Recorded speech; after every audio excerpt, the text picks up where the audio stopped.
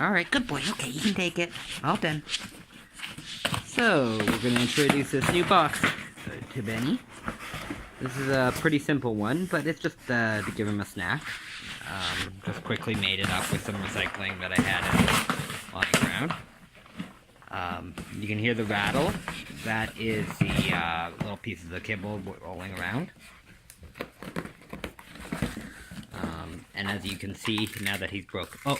And now he's actually got his chicken foot. That's a particular favorite of his, so he would focus on that first. So yeah.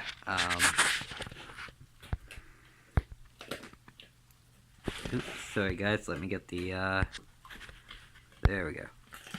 Better now. Okay, thanks. Sorry guys. Yeah, so, he's just enjoying his chicken foot. And since that's his favorite thing, it's going to be the first thing he focuses on. Now he has the option, you see there's 2 stacks of basically those like 4 things that hold like 4 drinks. Drink trays that hold like 4 beverages. They're stacked together, sandwiched in between each layer is some kibble. And there's 2 stacks of that.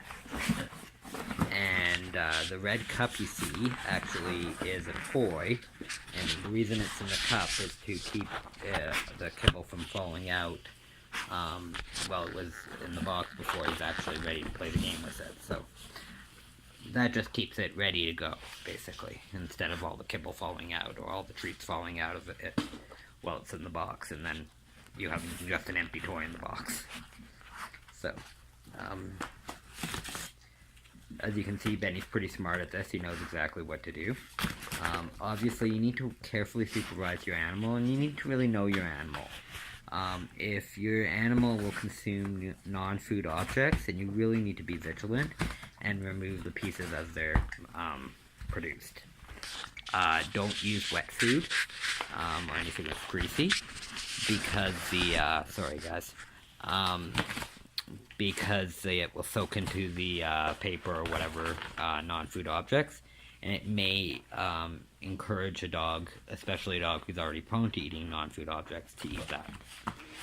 Now, I'm pretty lucky in that Benny is really well behaved and he doesn't eat non-food objects, so I don't have to worry about that with him.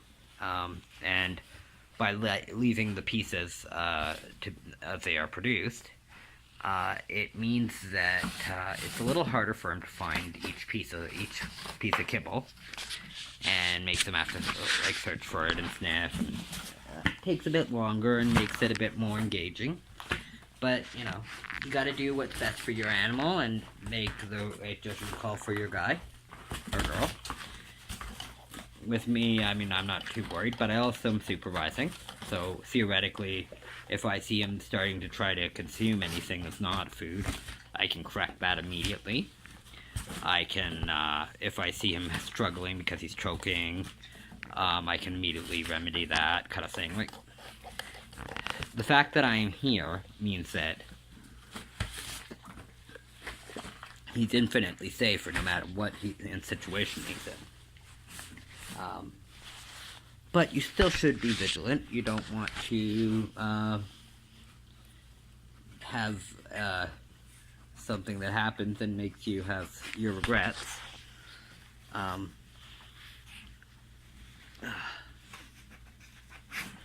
Naturally, he's going to make quite a mess before he's done here with this. This isn't for people with OCD or who can't handle having a little bit of a mess in going on for a short time.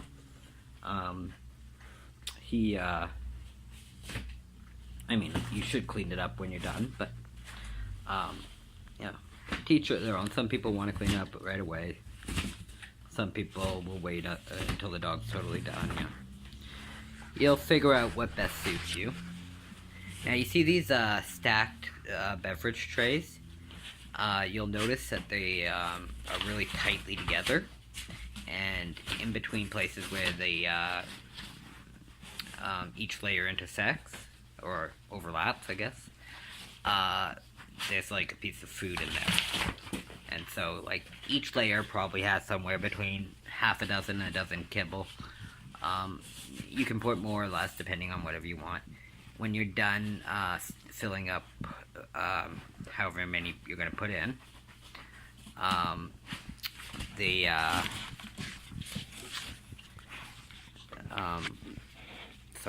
when you're done filling up the trays and they're stacked, put them down on the ground and either step on them or use your hand and crush them down, or use your knee, whatever, and crush them together tightly so that they're as tight as they can possibly be. The tighter the better. It's pretty easy to get these, to get this apart and to get to the treats with this. So, you know, you don't want to make it any easier than it already is. You can also wrap it in some tape to make it last longer as well. But this is just a little snack. So,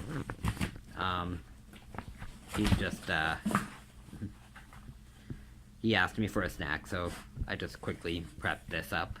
I would say this entire thing you see here probably took me about 2 or 3 minutes, maybe 5 minutes at the most to make, and it takes me a lot longer than it would take most people to do.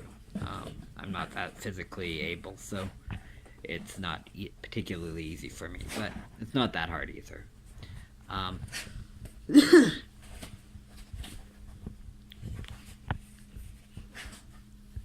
There's probably about half a cup of food, of dry food scattered through the boxes.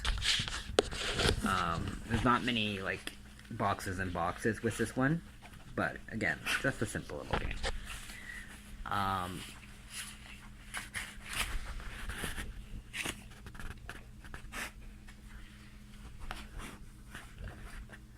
All that matters is that he enjoys it and he likes his meal, or snack, I should say. Not really a meal. He'll still have to have a full dinner and breakfast and whatnot, yeah. But he was a good boy and he was behaving while I was working earlier, so he deserves a treat.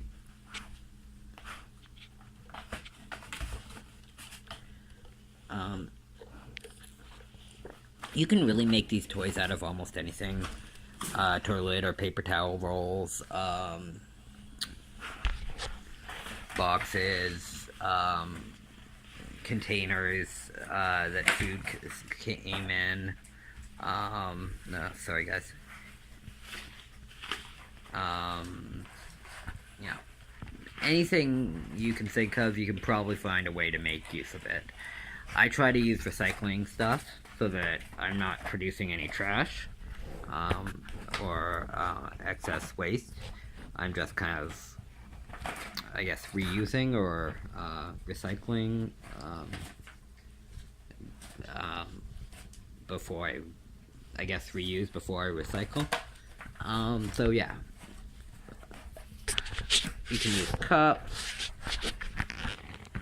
You can use newspaper. I like to take newspaper and scrunch it up into like a crumpled crushed ball, and then pull it open again, and then sprinkle a few bits of food in the paper, and then scrunch it back up again, and do a whole bunch of those. Sometimes I'll take like the entire paper, and I'll make one giant scrunched up ball, and then I'll put all the paper, like I'll flip through page by page, and I'll put the kibble in each layer, and then make the giant ball, and then I'll stuff that into, say, like a peanut butter container or a paper towel roll or whatever. Sorry, I'm doing my best here, guys. Benny's being a bit camera shy for us here. Realistically, he's mainly just fixated on the food. It's not so much that he cares about the camera.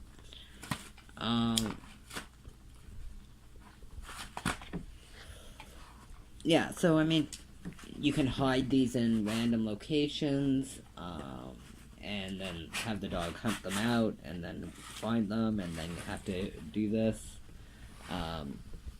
You can you can tie it to a rope and have them run around and chase it, like a giant cat toy, or you could throw it around like a ball and play fetch. you are only limited by your willingness to try and maybe be a bit silly and maybe make a little bit of a mess. And the limits of your creativity. Whatever you can think of, whatever you can find, you'd be surprised. That red cup that you saw earlier, and will probably be displayed prominently shortly. Sorry, I'm doing my best here, guys. That has a clear plastic Tim Hortons cup with a few holes melted in it, and then a bunch of papers crunched up inside of it, and a bit of food inside of the cup, and then the Tim Hortons lid on the cup, and then shoved into Wendy's cup. When he's finished all of this area and the easy stuff, he'll go over to the red cup and he'll tear the cardboard off, and then he'll knock the Tim Hortons cup inside around until he works all the food that's until he works through all the food that's in the cup.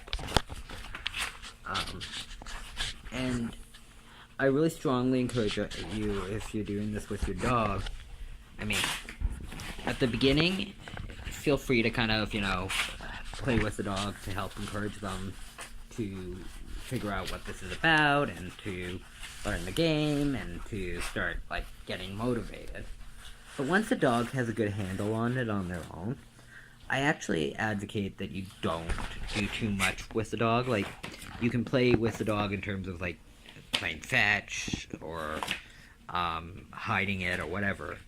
But once the dog has the toy and is working on getting it out or getting into the toy and then tearing it to pieces like he's done here, it's best for them to figure out their own way in and how they're going to get to that food.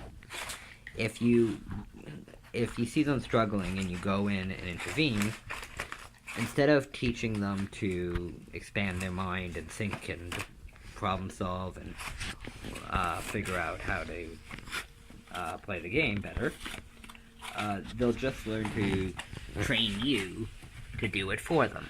And that's really not helpful and really is counter to what the whole purpose of doing this for the dog, and to give them this opportunity to engage and to think and to play and have fun.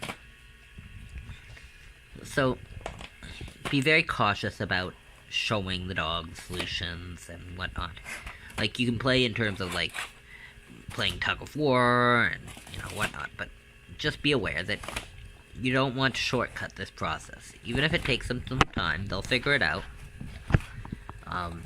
Worst case is don't give them their dinner if they're in the middle, say you gave them one in the beginning of the day and they haven't totally finished it yet. Hold off on giving them dinner until they finish it. Worst case is you can give them a double breakfast tomorrow, or the day after, sort of thing, so they don't go without anything. But hunger is a very powerful motivator for a dog to engage and figure out how to accomplish what they want to get their food. Another really valuable advantage of this is it really drastically slows down how fast the dog can eat. Obviously, that's going to be relatively dependent on how much food you put in the treat and toys, because say with the cups and the pop bottle toys where I melt holes in them and let him bat it around, that's a toy that if you put twice, let's say you put one handful of food in, that might last you say 10 minutes hypothetically, just random numbers here. If you put 2 handfuls in, you're not going to get 20 minutes out of that. If you're really lucky, you'll get 12 to 15 minutes. And you get progressively less with each iteration of more. So be aware that you're better off having multiple toys with a bunch of small amounts in them, than you are just feeding like an entire meal in one toy.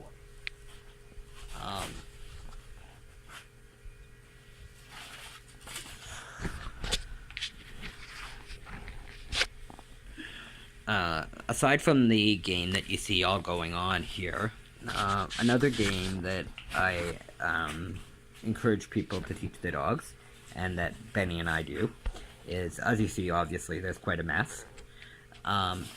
Once he's done and he's found all the treats, he's going to come back and he's going to pick up each individual piece, hand it over to me, and in exchange I'll give him a treat. And so eventually he cleans it all up.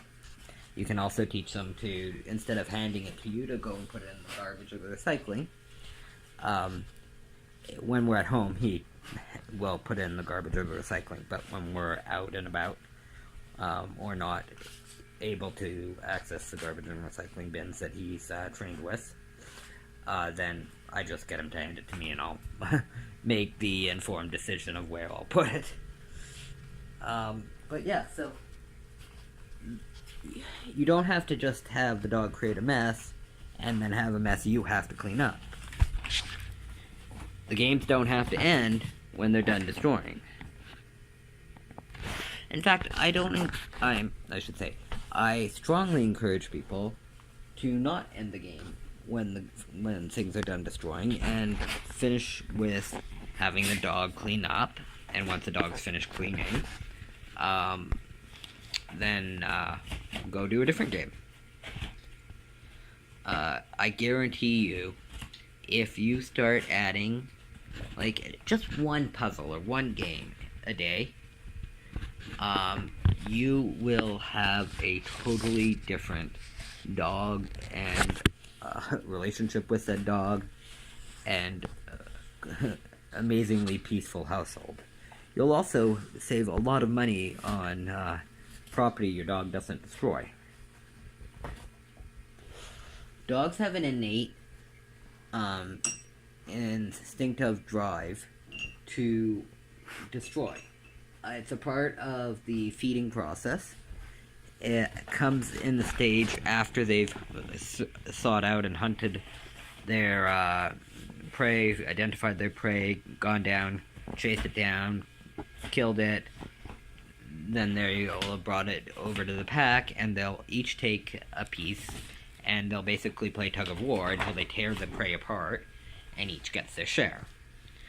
It doesn't matter if it's as small as a tiny little vole or mouse, they'll still each get their little share. And they'll do that through a way of tearing up the animal. Obviously, in larger prey, it becomes more self-evident and obvious what's going on when you see them, like, say, going after a deer or an ant, or like a goat or a sheep or whatever. So, they'll tear open the skin and all of the parts that they wouldn't eat, and use that to get at the stuff they can eat. So, what you're actually seeing here is an extension of the natural drive that occurs during the feeding process. Now, dogs where you just put a bowl down and they eat either on demand or at specific times, you really shortcut the process, and it results in a lot of problems for the animal and for the human. Additionally, and distinct from this, you didn't get to see this at the, like, on video, but before Benny or any of my animals eat anything at all, I don't care if it's just a, tiny piece of kibble, they have to see me eat first. And, even if I'm not hungry, even if I feel like puking, whatever, I'll pretend to eat one of his pieces of kibble then. Or I'll pretend to take something out of the fridge and eat it. Whatever. Like, they don't have to know whether you actually ate, but they have to see you appearing to eat. And obviously, before they do. It's really crucial. I know it's hard, and especially when you feed in the morning or you're just getting home from work or whatever, and the dog is hounding you and you just want to feed them and then be able to go and relax and sort out what you need to deal with. It's really important that if you're not going to eat your meal first, at the minimum you make the effort and distinction that you are very clearly eating first. In canine societies, it would be insane for anybody but the alpha to eat first. If the alpha hasn't taken their share first, you better believe that there are going to be tanned hides that occur, and there's going to be fighting, because the alpha always eats first. And when you especially serve an animal before you've eaten, and actually obviously feeding them first on their demand, even if that's the case, that's telling the dog something, and it's not something you're going to be happy with. Even if you do everything else perfectly, if you don't eat first before feeding them, you're going to have more problems than you would have otherwise had, and you're having needless issues. It doesn't solve everything, but I guarantee you that you're going to continue to have problems if you don't solve this. It's a pretty serious component. And, well, some dogs, it may be a more minor issue too. It's really important to give them fair and honest feedback. Benny? Okay? Give? Sorry, he popped it open, so I'm gonna get it out, so since we're ready to play.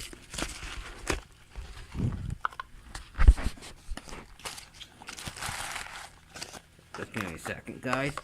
Doing the best I can. I'm quite limited on hands.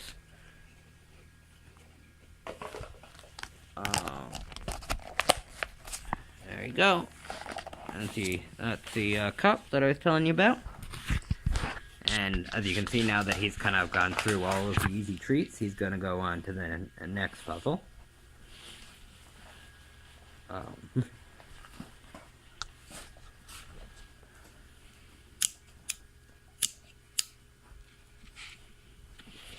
It's also important that no matter how excited things are and how high energy things become, and how, like, insanely happy the dog is to be doing something like this. Manners, Benny. No. Behave.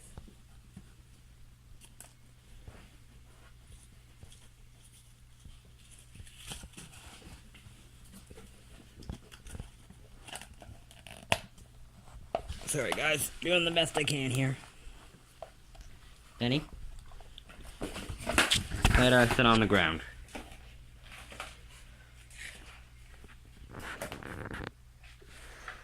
Just too easy on the soft surface with this particular toy. Normally with the pop bottles, the lid won't come off easily, unless you're actually intentionally, like, taking the lid off. And so Benny can easily put his paw on it and bat it around on the soft surface. And he's trying to do that with this, but with this toy, if he does that, it pops the lid off. So, just to encourage him to be gentle and play with the toy the way it's supposed to, I put him down on the ground with it. As you can see, he's rolling it around, and every so often a piece falls out and he eats it and moves on and goes back to rolling it. Sometimes he may bat it with his paw, sometimes he hits it with his nose.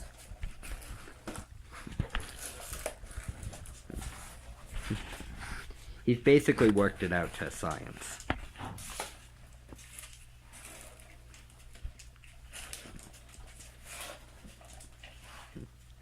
As you can see.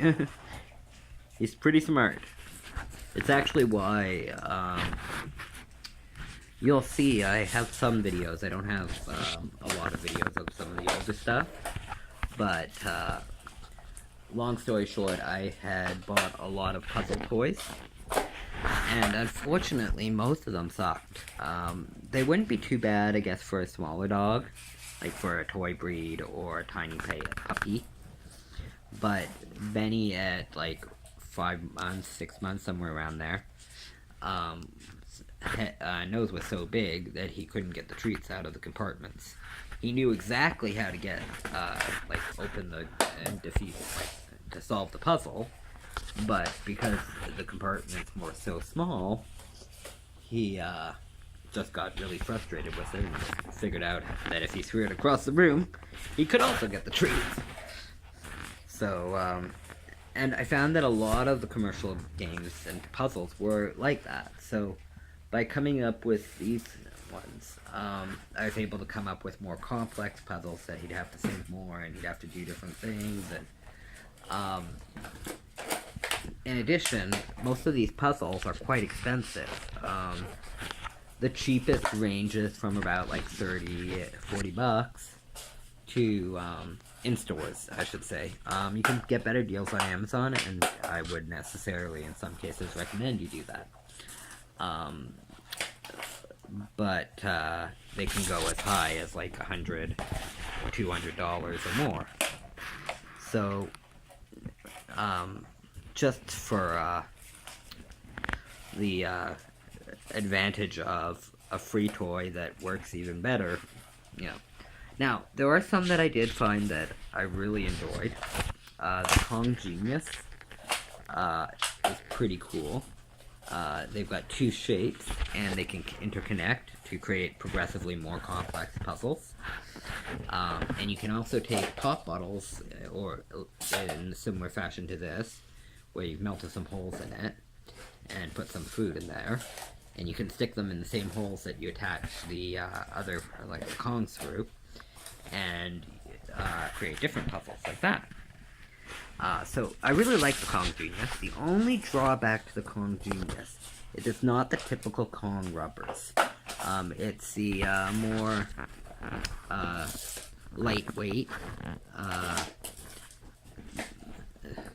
in terms of light duty, you know, minimal stress type toys.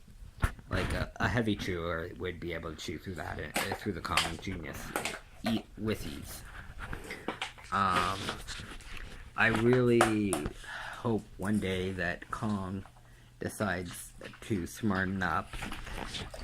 Oh, by the way, speaking of Kongs, I should let you guys know, I'm sure you know Kongs in general, the snowman kind of containers, toys, sorry, that can be close to indestructible. The traditional black Kong being the more indestructible version. Now, the biggest drawback to the traditional Kongs, whether red or black, or one of the other versions that are like Genius, that are not as Penny, where's your toy? That are not as are you gonna get it? Good boy. You gonna kill it? That aren't as durable as the traditional Kong. However, like I was saying a moment ago, if the dog ends up ever accidentally swallowing a piece, or intentionally, you know, it's a dog, but if they ever ended up swallowing it, hypothetically, they're not visible on x-rays. So, we have to either wait and see and hope nothing happens, but we won't be able to know until things go wrong.